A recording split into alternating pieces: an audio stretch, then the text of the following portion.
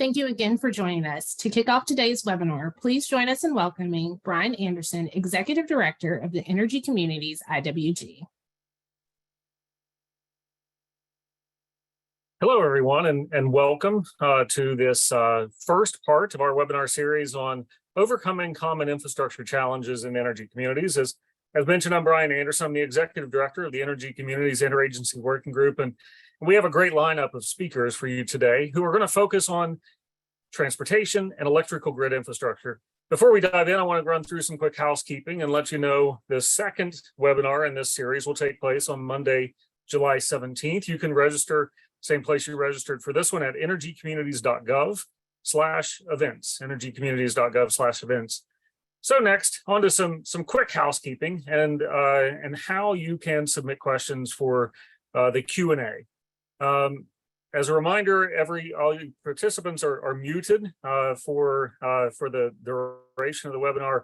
You can submit questions in the Q&A box, and I really do encourage robust Q&A in that Q&A box. For technical help, you can send chats to host. So again, remind you, please send Q&A into the Q&A feature, and for technical help, please send the chat to hosts.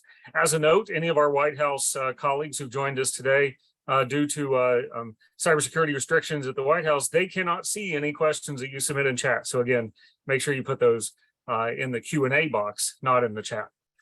And so as we move on to the next slide, just to give some context to the work of the Interagency Working Group and what we're trying to do in communities in which have coal and power plants that are closing. We're trying to drive funding that will create some long-term capacity through infrastructure, through environmental cleanup, through entrepreneurship, through workforce development, and through capacity building in those communities across the country.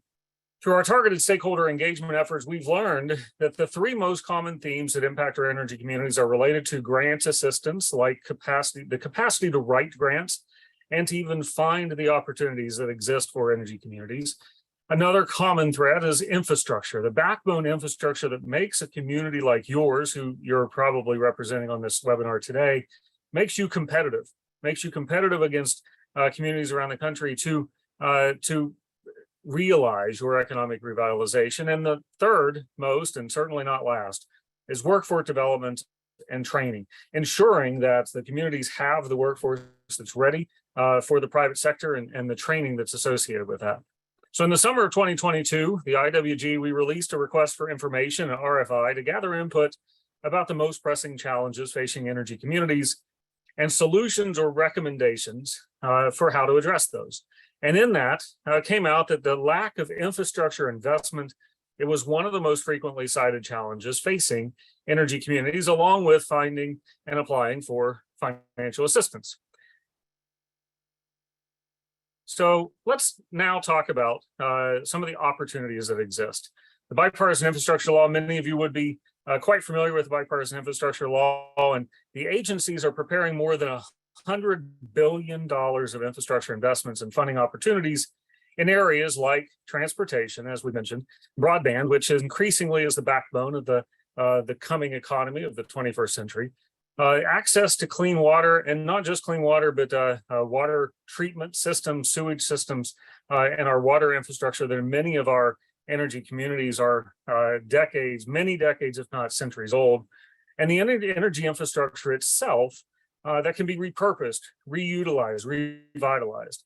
And so some of the energy specific programs include regional clean hydrogen hubs run out of the Department of Energy and the Office of Clean Energy Demonstrations, as well as in the areas of carbon capture and storage, which could be a tremendous opportunity for today's energy communities to participate in the coming clean energy revolution.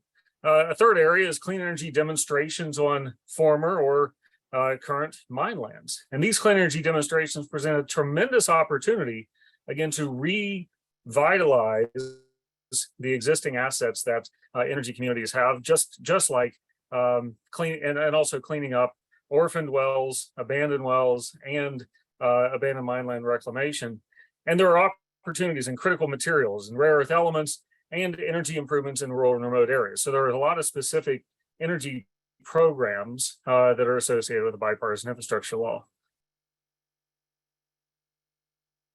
So next, I want to move on to the next slide, and we'll welcome from the White House, Ryan Burney, the Special Assistant to the President and a Senior Advisor for Infrastructure Implementation. Ryan, it's such a great pleasure to have you here today to talk about what opportunities there are for our energy communities around the country in overcoming some of these infrastructure barriers. So again, Ryan, welcome, and thank you so much for joining. Thank you, Brian. I really appreciate all the work that you do, and you can actually advance to the next slide. I think you kind of laid it out. There's really so much untapped potential in energy communities across the country. And the president's Investing in America agenda, which includes the infrastructure law, the rescue plan, the Inflation Reduction Act, CHIPS and Science Act, is really about investing in these communities that for too often have been left behind. And so we and the infrastructure law, we're now 19 months in and have some real tangible results to start to show for the work that's happening. Obviously, we're about a year into the Inflation Reduction Act and the CHIPS and Science Act, as well as the PACT Act on veterans issues. And those laws are also starting to show dramatic impacts in energy communities and private sector investment and innovation in our economy. So we know that the president's directive, as you kind of outlined, Brian, is to leave no community behind. And so one of the things that we've been doing is really not only webinars like this, but just in our place-based work, really trying to think about the places that need the help most and what kind of help they need. And we're going to walk through just some top-level information about what is coming up. And then I know you're going to hear more on grid and transportation programs from my colleagues at those agencies. But at a very high level, the president's high-level agenda has spurred kind of this record private sector investment. It is happening primarily in energy communities where we're seeing these new battery and EV plants. You'll see this clean hydrogen economy start to really boom. As Brian mentioned, we'll unveil the hydrogen hub winners in this fall, likely September. But those investments are really starting to play out across the country. We have over 35,000 infrastructure projects announced and funded across 4,500 communities. Every congressional district in the country has at least one project that's funded and or underway. We are well on our way on major programs that we outlined are specific to energy, but also transportation and high-speed internet, broadband, and the water programs that are so critical to making sure that our communities can thrive. In particular, we're also very focused, as Brian noted, on workforce. And so there are a number of, and the number here, over 3,500 workforce projects across the country that are underway to help train people for these jobs, particularly in the construction and building trades and electrification and electricians that are needed for that work. As well as in the high-speed internet sector, which is a place that we put a lot of focus because a lot of that building work will take place in the next 3 to 5 years. Go to the next slide. As the infrastructure team, we kind of divide our work into 3 big sectors: build the team, deliver results, and tell the story. But the big thing here is that we are really coordinating in a way that can get money down to the ground and resources out the door. We launched build.gov, which is the kind of hub for all information about the infrastructure law. It includes one kind of page plus a searchable spreadsheet for every program. We know this is overwhelming. We can be overwhelmed by it, so we know that you are. 375 programs, 125 of them were brand new. And so we've really spent the last 19 months building those programs and then building the set of resources that can help you and your communities access those resources. There is a notice of funding opportunity calendar. There are specific guides for rural and tribal areas. There are some specific resources for communities just like yours on build.gov. Go to the next slide. And just so, again, high level, since you're going to get some more details, just the buckets of funding, we kind of think of them as kind of 6 sectors. The infrastructure law is really divided a bunch of different ways, but one of them is about half of it is transportation specific. And it falls into the buckets here, roads and bridges, a particular focus on rural and small community bridges. There's actually 100% federal funding share for states that are doing what is called off-system bridge repair replacement, which means that they're off the highway and highway system. Massive investments to expand both our freight and passenger rail. The ports and waterways, which is so critical to energy communities and their ability to service the economy. $17 billion between the Department of Transportation and Army Corps of Engineers. A lot of those projects are underway. So, if you look at the Sioux Locks, which is at the really northern part of the country in Michigan, near Canada, that's really about getting iron ore out from the Great Lakes states out to the rest of the country. Project like Montgomery Locks and Dams outside of Pittsburgh is really a major energy hub for energy communities, getting stuff in and out of that region. Of course, the Houston Ship Channel is an active project, which is really about deepening and widening the Houston Ship Channel to make sure that those Gulf Coast energy communities also have access. So a lot of this work has just started and is beginning to go underway. We also are investing significant funds in transit and in clean school buses. Obviously, as we think about electrifying the economy and particularly about electrifying transportation, because 24% of our emissions come from transportation, we put an emphasis on clean and safe buses and school buses. The first year of those programs have rolled out. We actually just this week announced the second round of the low and no emission program out of the Department of Transportation. And then of course we have EV charging. You go to the next slide. The other half of the bill is the kind of gets overlooked often, but any single one of these sectors is the largest investment in American history in these sectors. In the grid and clean power and weatherization, which coupled with the Inflation Reduction Act is the largest investment there. Legacy pollution like brownfield and Superfund sites, which have specific implications for energy communities and are projects that are already moving. We know that over 80%, for example, of the brownfield projects that we've selected funding for out of the EPA are in disadvantaged communities and historic communities that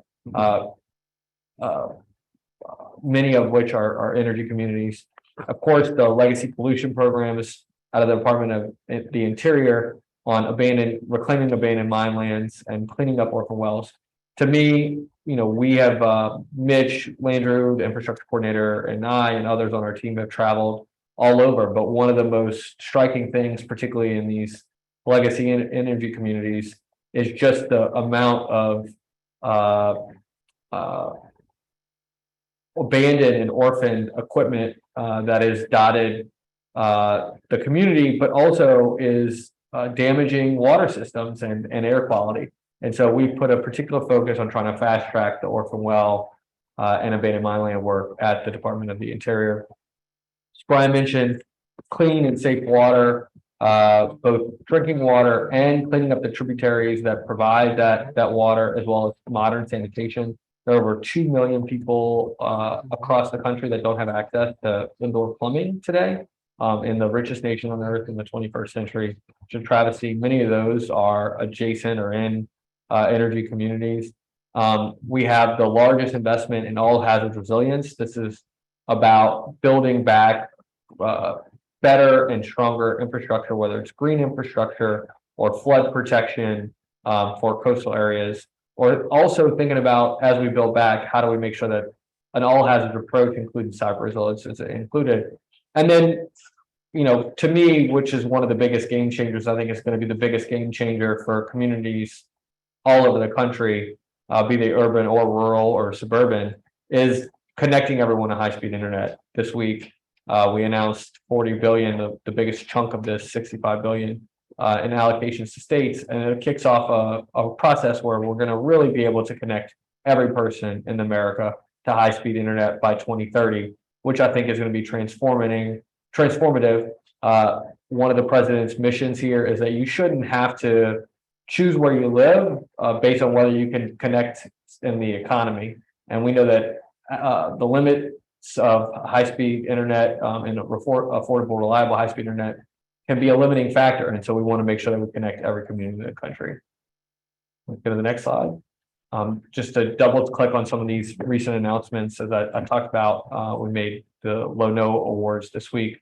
Obviously, we also just recently made the state allocations available for the abandoned mine lands program, and we are really focused on making sure that states are able to use that money and fast track that funding. We want to put particularly folks who have been adjacent to the coal industry and former coal workers to work cleaning up these abandoned coal mine properties, and we think that it's really important that we make those connections now, so that as this work happens over the next 5 to 10 years, that the folks who were part of the coal industry are able to work in cleaning up abandoned mine lands. We obviously have also just yesterday released RAISE grants, and we'll feature one in a minute. Many of them in energy communities and Justice 40 communities. And then we just opened a notice of funding opportunity in the mega infra and rural programs at DOT. Next slide. Just to double check as well, we obviously have another set of orphan well funding going out. This is for orphan wells on federal lands that the Department of Interior itself is managing. And over a dozen states, this funding is already underway, and we are cleaning up those orphan wells. I think there'll be some additional program announcements on that soon. And then we have sent out $350 million for both cleanup projects and technical assistance for communities all across the country in brownfields. It's the largest investment in brownfields ever, and there's more and more to come. Next. Here's just an example of a couple RAISE projects funded yesterday. Energy communities, we know that the needs of a community can range from transit improvements to safer walkability and pedestrian access, to things like in Jackson, Kentucky, where a community in Eastern Kentucky that was really severely impacted by those recent floods in last year is going to be strengthening a dam that will help a major roadway in that community be protected from flooding. So lots of range of projects funded. There are 162 projects in all, and some really great ones in energy communities all across the country. Next.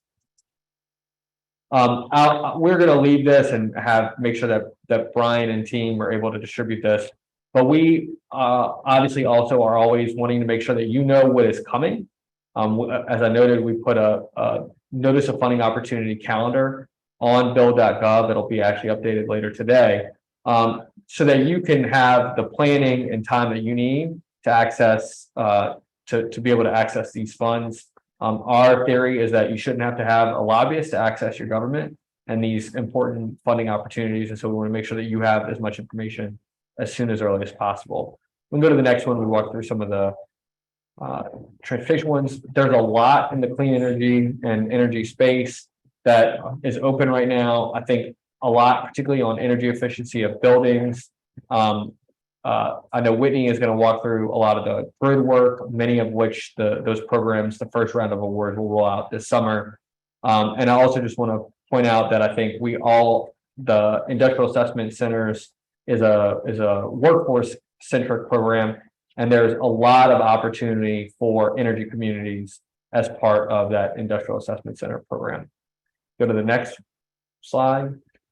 We also have many programs in the brownfield job training programs. Wildlife crossings is an important one. We know that particularly in rural, remote areas and frankly, closer to cities, wildlife crossings are a major contributor of traffic accidents and traffic issues. There's a program now for the first time to help figure out ways to address wildlife crossings.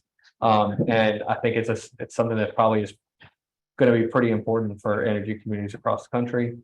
And then we are also when thinking about the Orphan Well program and then wildfire for communities in the West. We'll have some NOFOs coming out soon, as well as the state formula grants for Orphan Wells later this year. Next, and one of the last slides, obviously, we just released the BEAD program for the Appalachian region. Both the Appalachian Regional Commission and the Delta Regional Commission, as well as Southeast Regional Crescent Commission, all have programs that are infrastructure law funded. And so the RISE program concept papers are being rolled out. They're actually rolling out some new programs in the coming days. And we have an important tribal broadband program, NOFO, which will be the next big round of that award. Of that will actually roll out in the next week. So that is really like a highlight of where we are at this point. We are really proud that 19 months in, we know that money is reaching communities that have never had it before. We know we have to provide more resources. We have stood up a whole of government approach to technical assistance through the Thriving Communities Network that includes this Energy Communities Working Group. We want to make sure that we're getting you information. Our view is that there should be no wrong door. You can ask us any question you want at this infrastructure@who.eop.gov address. If we don't have an answer for you, our team here at the White House will connect you with someone at an agency that will. We also are happy to help you triage specific program ideas. If you have projects, but you don't know where to start, you don't know which programs to apply for, one of the things we want to be able to do is to help steer you in the right direction. We can't help you write your application, but we can make sure that the idea and the concept that you have is matched with the program and funding that is available. We really want to make sure that this once in a generation opportunity is taken advantage of, and that particularly we reach communities like energy communities who have too often been left behind in this economy. And we are here to help. And so with that, I'm happy to turn it back to you, Ryan. Ryan, thank you so much for those opening keynote remarks. I mean, it's amazing how many billions of dollars are available through through the bipartisan infrastructure law, specifically to work on transportation infrastructure. It includes roads, bridges, airports. I think I counted it's about 110 billion to repair and rebuild our roads and bridges, about 25 billion for airports, 17 for infrastructure, coastal ports, and inland waterways, inland ports, which are really critical to supply chains and to our energy sector. And so, Ryan, I really appreciate walking through that and all the resources the White House is putting behind this. It is the bipartisan infrastructure law is the largest investment in public transit in U.S. history.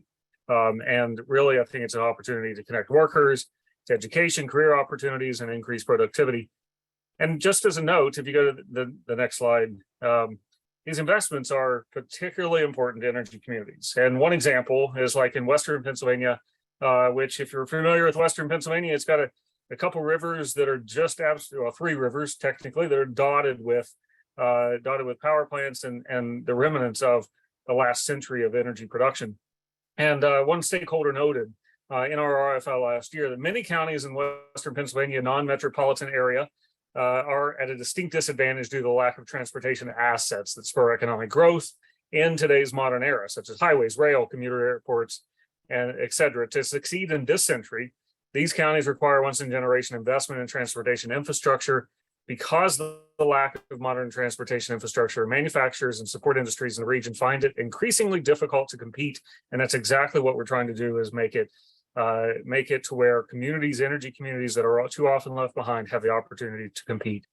So next, I'm excited to introduce our next speaker, Amanda Rogers, who's a transportation policy analyst who supports rural opportunities to use transportation for economic success. That stands for ROUTES, routes. The Routes Initiative at the U.S. Department of Transportation.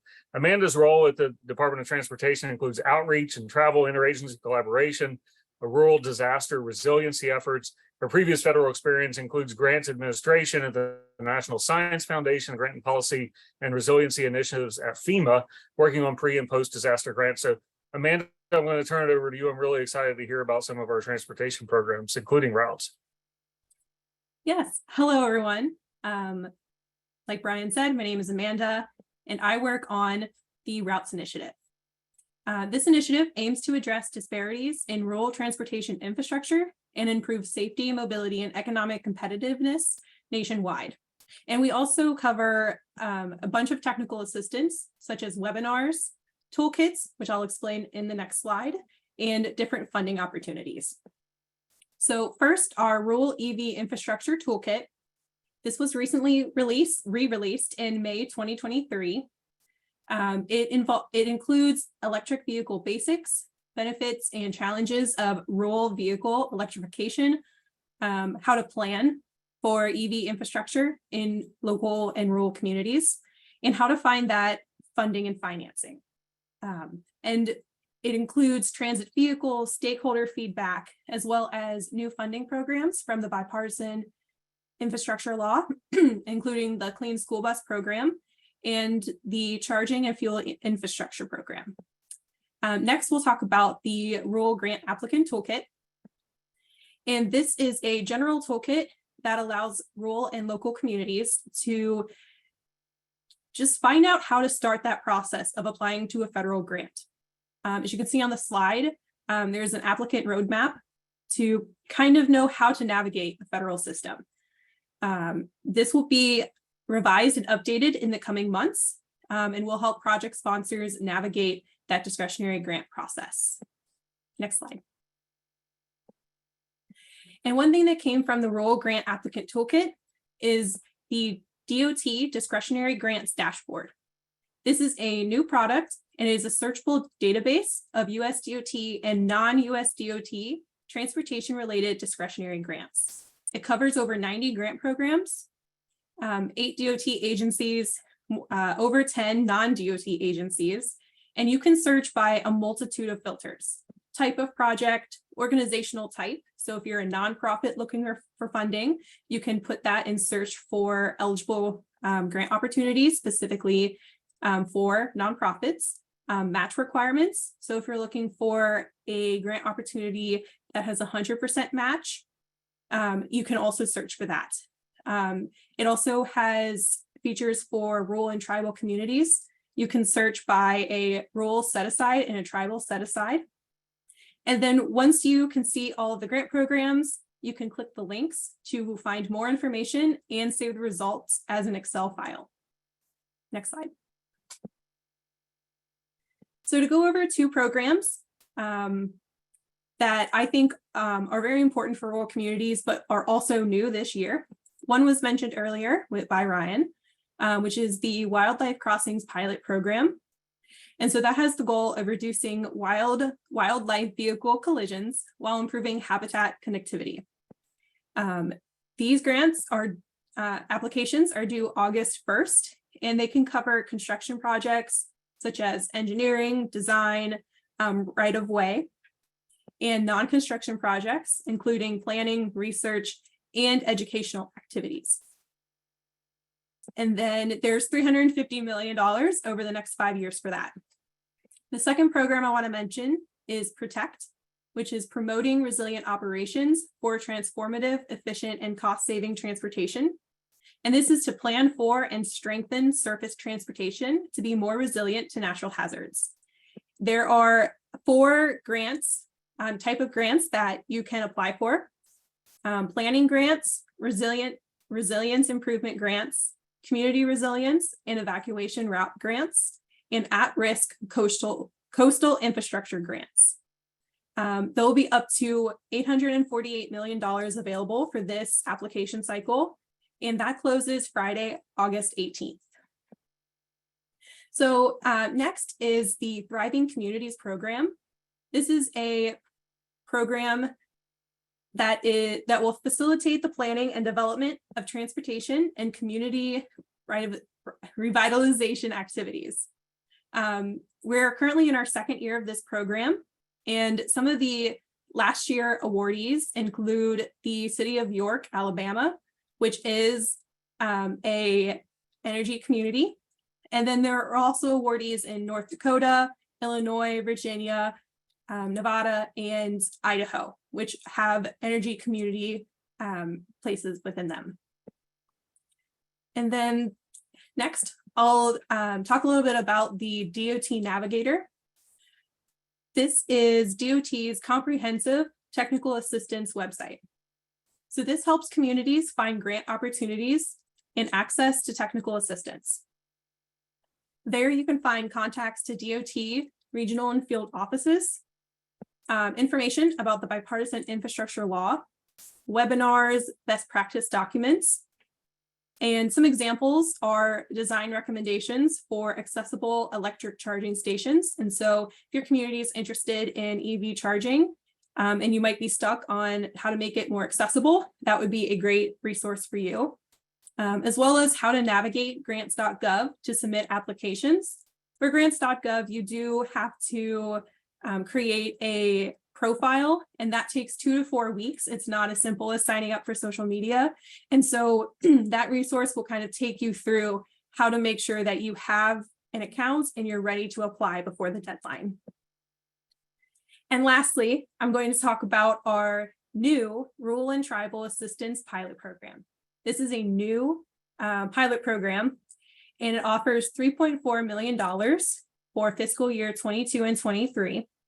And entities can hire financial, technical, and legal advisors. So essentially, this is grant money given to communities who apply for pre-development phase activities. This can include feasibility studies, project planning, preliminary engineering, environmental review, cost-benefit analyses. And the application is currently available to view and can be submitted starting Monday, August 14th at 2 p.m. And this opportunity closes Thursday, September 28th, and is considered on a rolling basis. So if this project is something you and your community want to apply for, I highly recommend you view the application now and really get ready for that Monday, August 14th deadline so that you can submit it as soon as possible. And these grants are primarily to support project development, leading to future applications for DOT credit or grant programs. So like I said, this is essentially money to, hire a grant writer. If you're a community that, has never written a DOT grant, has never applied, getting that funding to have a professional grant writer can make your application much more competitive for the future. And so thank you. I really do appreciate y'all listening.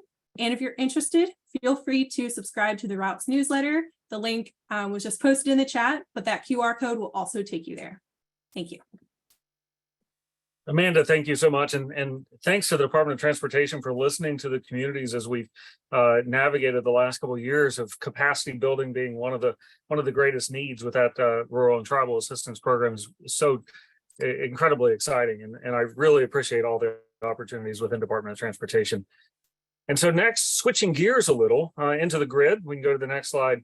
And when we think about the coming economy and really being competitive in today's economy, we need reliable grid infrastructure and transmission infrastructure. And so when we think about the bipartisan infrastructure law's investment in energy transmission and grid, it is the largest investment in clean energy transmission in the grid in American history. It totals about $16.5 billion to invest in critical grid infrastructure, including investments to build and upgrade thousands of miles of electricity transmission lines. So we've heard from those on the ground that grid updates and upgrades are critical to the economic success in energy communities like in tribal communities, highlighted here in this RFI response. The bipartisan infrastructure law can now help fund new programs to support the development, the demonstration, deployments of cutting-edge clean energy technologies and a robust, reliable, and resilient grid, leading to our transition and accelerating our transition to a zero-emission economy. So next, I'm really excited to introduce Whitney Muse, the senior advisor in the U.S. Department of Energy, who's going to dive into some programs available specifically to grid infrastructure. So Whitney, welcome and thank you very much. Yeah, thank you all for having me, and happy to talk a bit about the work that DOE has through its new grid deployment office and some of the work that we have in terms of investments in the electricity grid. You can go to the next slide. And so we are one of the new offices at DOE, and just wanted to give a little bit of context that we are stood up thanks to the investments from the infrastructure bill and as well as IRA, given that DOE now has the opportunity to focus much more on deployment and demonstration projects. We have work in looking at keeping clean generation online, principally hydro and nuclear, a robust transmission division, and you'll hear more about the funding opportunities there, as well as a grid modernization division that focuses on the resilience and reliability of the existing grid. Next slide.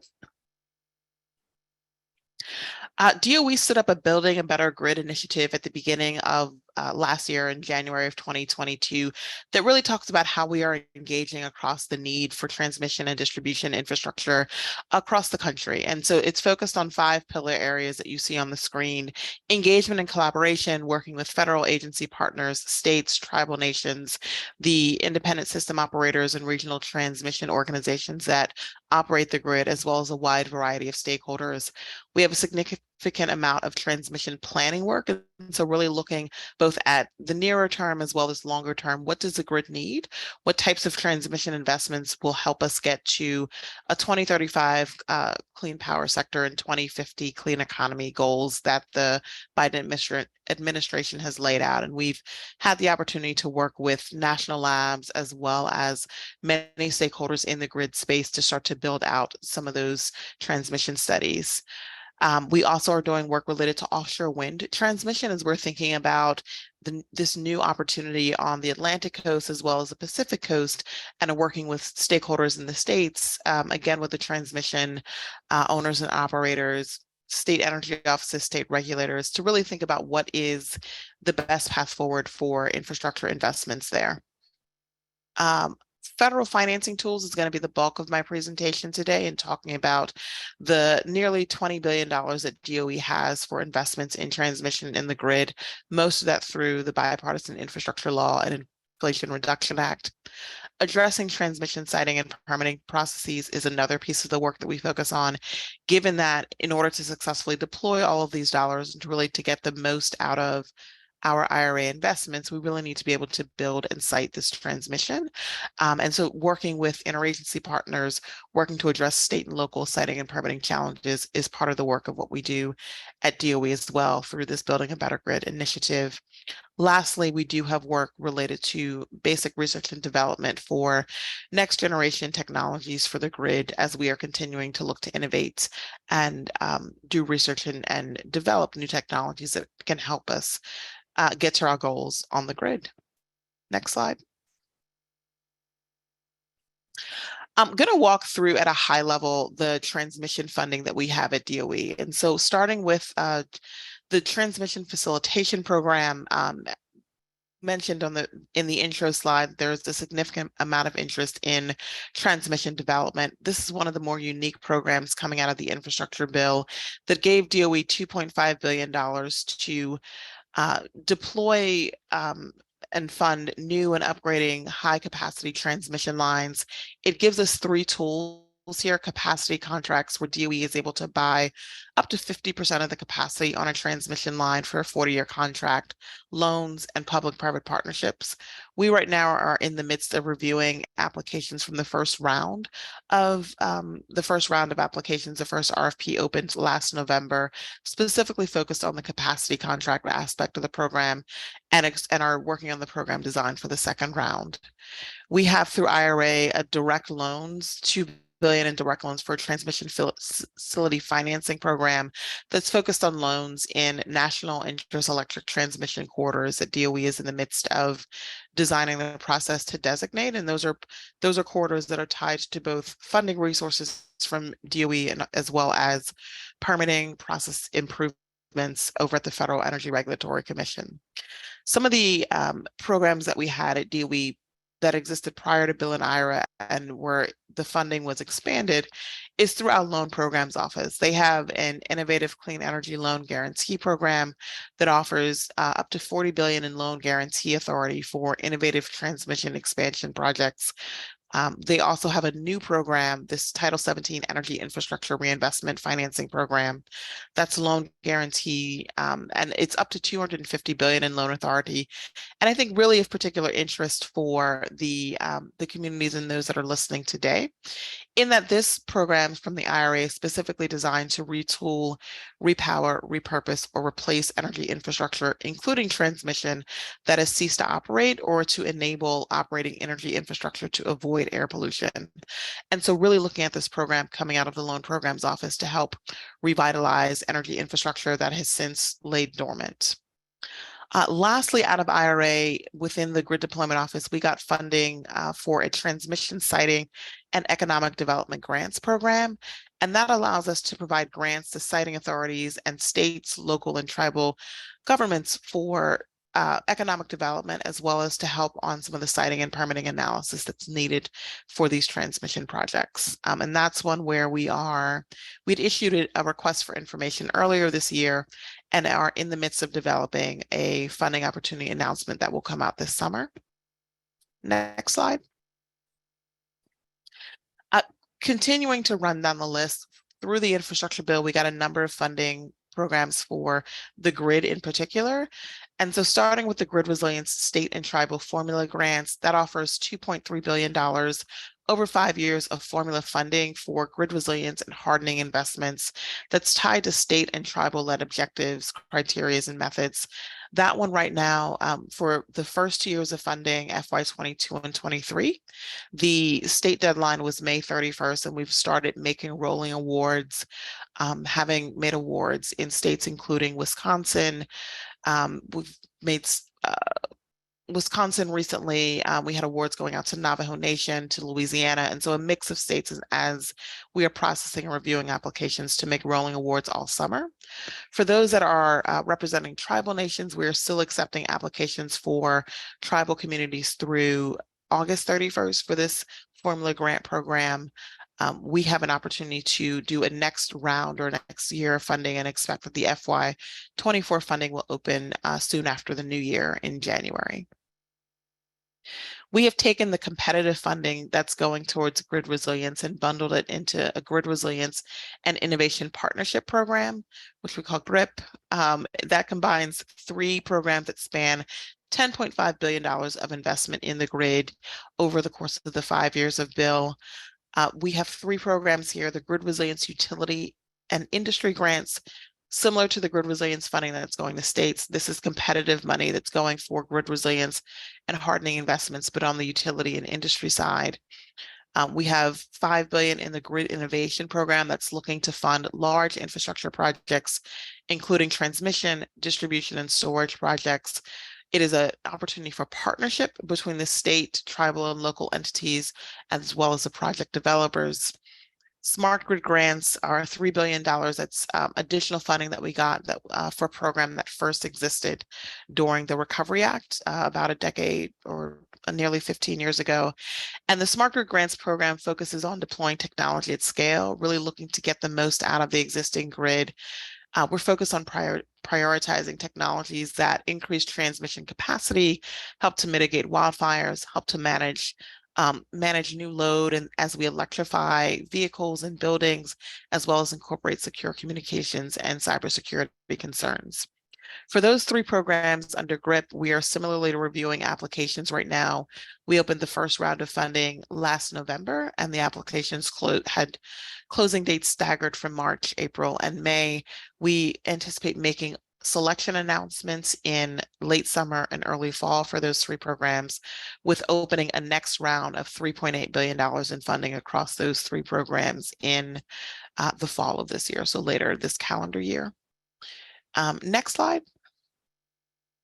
I know that was a lot of information about the various programs that we have in the Grid Deployment Office and the opportunities that DOE has to deploy funding into the grid. One of the tools that we set up is a Grid and Transmission Programs Conductor to act as the clearinghouse for all of those financing opportunities. It is interactive, allows you to kind of identify some different opportunities about your community and potentially what you're looking to fund, and answer a few questions to get to be pointed to the DOE programs that could be most helpful and insightful for you. And so hoping this is a helpful resource. We've pulled in not just programs that the Grid Deployment Office offers, but also as we see some of the interagency colleagues that have grid funding. I would be remiss if I don't mention the U.S. Department of Agriculture has 2 programs that they recently announced that will be open for application this summer. Both PACE and New Era will be open for application soon, and they are looking to fund new generation through the Powering Affordable Clean Energy program and generation and grid upgrades for rural co-ops and other entities that have a existing relationship with the rural utility service, both of which are programs you should definitely check out this summer, as well as work at other agencies, including EPA's Solar for All program for solar generation, and the Department of Interior has a tribal electrification program. All I have to say, a lot of money for grid. It's an exciting time to work in the space, and to keep your eyes out on the funding opportunities coming out and the resources that we're putting out to ensure that everyone's available. Everyone has an opportunity to take advantage of this funding. And with that, I will turn it back over to the host, Brian. Whitney, thank you so much. It is an exciting time to be investing in the energy infrastructure. And so I just want to remind all the participants, we are going to answer as many questions that you put in the Q&A as possible with all the speakers today after our final speaker. And if we don't get to them on here, we will be posting both a recording of this live webinar as well as answers to what you put in the Q&A. So Whitney, thank you so much. And fully delivering on the promise of the bipartisan infrastructure law includes not only investment in the grid and in transportation infrastructure, but in an equitable workforce development. So with all this money to implement new projects, there's an opportunity to create thousands of new jobs in energy communities across the country. In the bipartisan infrastructure law is more than $800 million to ensure that employers have a skilled, diverse talent pool to deliver infrastructure projects and workers have access to good paying jobs. And so I'd like to take that opportunity to introduce our final speaker today, Molly Bechet, a policy advisor in the Employment and Training Administration at the U.S. Department of Labor. Molly's portfolio ranges from infrastructure and unemployment insurance to climate and youth policy. She's a staunch advocate for economic justice and the policies and programs that deliver real, tangible results, namely long-term careers, high wages, economic security, and peace of mind to workers and their families. And so with that, Molly, I would invite you to the stage to close us out. Wonderful. Thank you, Brian, for that introduction. Hi, everyone. As was just mentioned, I'm Molly Bechet. I'm an advisor in the Department of Labor in the Employment and Training Administration. I'm here to talk to you a little bit about essentially implementing a lot of these amazing opportunities that we've heard from the other agencies and also the White House that are being filtered down from the bipartisan infrastructure law, the Inflation Reduction Act, and also the CHIPS and Science Act. So if we could go to the next slide.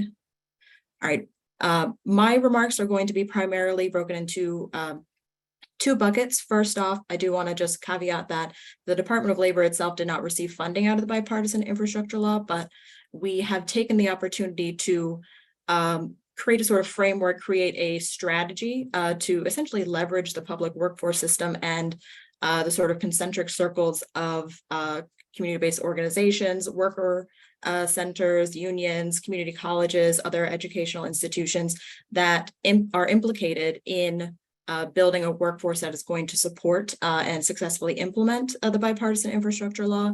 And through that effort, through the creation of that framework, we've articulated a couple of takeaways that we hope are going to be impactful to you all and also everyone in terms of communities and those workers and families, like we mentioned earlier, who are hopefully going to benefit the most from the economic mobility opportunities that are outlined in the bipartisan infrastructure law.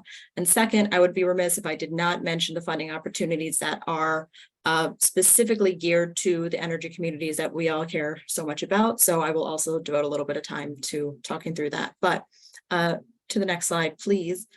I do want to kick off and chat about this framework that we've created. So the Department of Labor, after the bipartisan infrastructure law became law and the implementation sort of hit the ground running with these billions up to trillions of dollars that are now filtering down to states, localities, what have you, we took the opportunity to see how do we as the Department of Labor make sure that we are appropriately messaging to the states, to locals, again, also to that broader public workforce system and the variety of partners who are implicated in that system, how to successfully implement these programs, how to even get their arms around the opportunities that are involved in that investment. I think we've seen just in this webinar, there are numerous opportunities and it can be a sort of glut of information. It can be overwhelming. So our main focus here was to make sure that this information can be more accessible, and again, leverage the opportunity of relationship building, building trust, and building lasting partnerships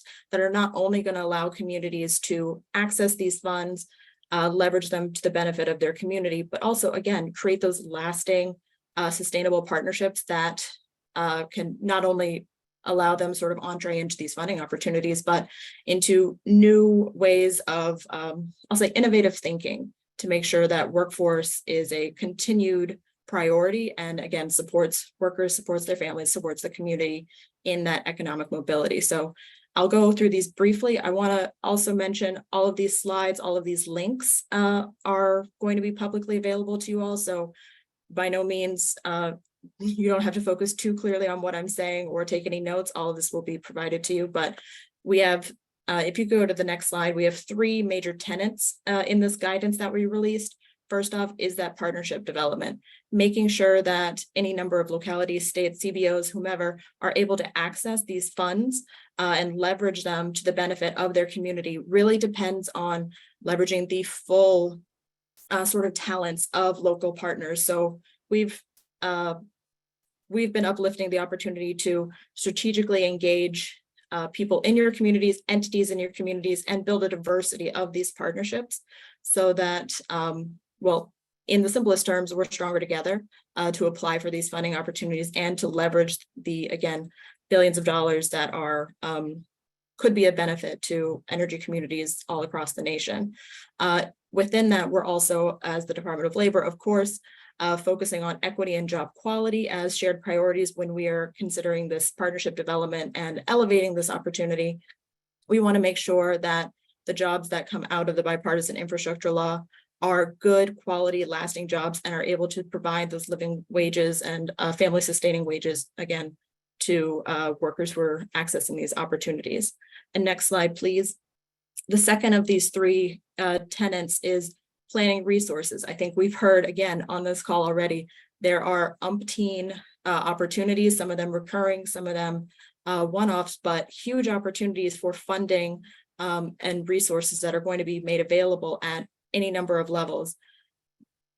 In our guidance, we've suggested that as individuals, as entities are beginning to partner, beginning to leverage their human capital resources and their existing partnerships to begin to go after these funds, we are really suggesting a long sort of tail in the planning, because even though there are billions of dollars that are beginning to, I'll say, hit the ground or beginning to be sort of metered out, there's a huge opportunity to get all your ducks in a row, and it will be of great benefit. And we've seen this in practice, the planning process, even in some of the funding opportunities that have been awarded already, those entities that have had the opportunity to gather their partners, really specifically articulate what the training opportunities, what the needs are in their communities by leveraging, for example, labor market information, and really tell the story of how bipartisan infrastructure resources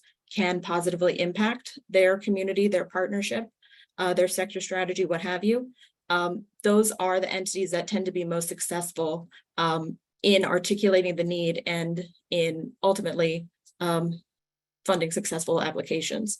And then finally, to the next slide again, as a main part of this guidance, we have encouraged active participation, active engagement with the public workforce system. Again, that could be American Job Centers, that can be state workforce boards, that can be local workforce boards. Again, also the educational, higher educational community, to leverage proven programs that build out the training programs and the results, the outcomes that we know produce good quality jobs, good quality career opportunities for people nationwide. So this includes leveraging pre-apprenticeships, registered apprenticeships. I already mentioned sector strategies, labor management partnerships, project labor agreements, and also a focus on supportive services. By and large, I will say overarchingly in the bipartisan infrastructure law, there is a focus on uplifting good quality jobs and uplifting jobs that are going to, again, support the worker and the family. Supportive services are absolutely a component of making sure that there is a sort of community of services around that individual to allow them to not only participate, but succeed and sort of successfully complete that training program and then continue to a good quality job. So that was a brief run through. I want to share again, this information is absolutely publicly available on our website. You'll receive all of those links following. I absolutely encourage you and your partners to take a look at this framework. There's a whole plethora of resources, some of which have already been mentioned on there. I think it's a really useful way to think about leveraging many of the resources that are already on hand in your community to, again, implement the bipartisan infrastructure law with integrity and support workers, communities, families, what have you. Next slide, please. I do want to note, we've talked a lot about the upcoming opportunities and some of which are already on the street. Again, the Department of Labor did not specifically receive bipartisan infrastructure law funds. However, that doesn't mean that we are not sort of implicated or doing work to support energy communities in all localities in the provision of good quality jobs, provision of opportunities, and funding resources and funding opportunities moving forward. And as part of that, while many great opportunities are coming out of the bipartisan infrastructure law, we understand that the energy transition is not a universal experience for everyone. So I do want to bring everyone's attention to our National Dislocated Worker Grants. These are discretionary grants awarded under WIOA to provide employment-related services. There are two main types, one disaster recovery and one employment recovery. In our experience and our coordination with the IWG, and states who have expressed interest, the employment recovery DWGs have been of most interest. And all the information I'm going to run through is online again, but I just want to bring everyone's attention to this resource. Next slide, please. So in many cases in our coordination with energy communities, the employment recovery DWGs have been of interest. For a little bit more context, qualifying events for DWGs for states or localities are often mass layoffs or plant closures. And that is, in my experience, where we've seen the connection with energy communities. So if we could go to the next slide again, just to give you all this information again, so you have this in the slides, also available online, but want to essentially just remind everyone that these are funding opportunities that are available in the event of a disruption or plant closure, as we've seen before, and make sure everyone has access to that information. Next slide again. Okay, and again, this gives a little bit more information for employment recovery, DWGs. It specifically serves dislocated workers. Next slide. And then finally, maybe most important for employment recovery, employment and training and also supportive services are eligible grant activities under that award. And finally, I'll say again, all of this is available online, but I want to make sure that everyone has an opportunity to see it. And please reach out to your ETA regional director or your state Department of Labor for further information if you have an interest or if you have a need that you've been made aware of in your community. Those people are always available to help. And next slide, please. All right, I do want to close out with two final funding opportunities, one of which is the Workforce Opportunity for Rural Communities, or WORK initiative. This is a partnership with the Appalachian Regional Commission and also the Delta Regional Authority. And we're on round 5 of this grant opportunity. Moving forward, it's also a partnership with the Northern Border Regional Commission. So specifically this funding opportunity, again, not bipartisan infrastructure law funded, but very tightly wound and an opportunity for coordination potentially with those same communities and overlap. But specifically the WORK initiative funds grants that support economic mobility and address historic inequities in marginalized communities and support sort of innovative innovative workforce training opportunities that serve, for example, unemployed and underemployed populations in these energy communities. And I do want to note in rural communities, but also energy communities, because I want to bring your attention to the third bullet here. Of the 50 work grants that that were awarded in FY 21 and 22, more than half of which were awarded directly to energy communities. So again, an opportunity and a lot of overlap in that availability and in that target area. And finally, please, to next slide. Again, as DOL coordinate with all of our other agencies who have been funded out of the bipartisan infrastructure law, we as DOL have made an effort to again coordinate some of our funding, specifically with the Building Pathways to Infrastructure Jobs grant program. This is an H-1B funded program that is specifically investing in public-private partnerships that implement or scale worker-centered sector strategies. And this instance, there will be 2 rounds of funding. One is presently open. I will say funding applications are due very soon. They close July 7th. But I do want to bring your attention, this funding opportunity specifically supports bipartisan infrastructure law related career pathways in information technology, advanced manufacturing, and also the career pathways that support renewable energy, transportation, and broadband. I think we've heard a little bit about the need and opportunity also in this presentation. So again, I want to bring everyone's attention to that. When you have the slides, the link is below if you'd like more information. And I believe those are all my slides. So there we go. Thank you. Molly, thank you so much. I want to thank you, Molly, and all of our speakers today, Whitney, Amanda, and Ryan. Unfortunately, we're out of time to answer questions live on this webinar. But if you're registered for this webinar, you will receive links to the recording of what we just finished. Links to you can see the slides there. We will also have many of the links that are posted in the chat. If you weren't able to grab them, they will be in the materials that will be distributed, as well as answers to the questions that you submitted. So thank you all so very much, both the speakers and the participants. I've been monitoring the Q&A, and there are some great questions that we want to make sure are answered for everyone. Every energy community that was in the initial report to the president, every energy community that's outlined by Congress and the parts of the Inflation Reduction Act. You can find a lot of that information about eligible communities for certain tax credits at energycommunities.gov. If you flip to the splash slide for our next webinar on Monday, July 17th, you can join us here again for part 2, where we're focusing on water, sewer, broadband infrastructure challenges in energy communities. Again, keep a lookout for answers to your questions coming in links in your email, as well as a recording of this webinar and the slides. So thank you all, and have a great day, and let's keep our energy communities thriving. Thanks, everyone.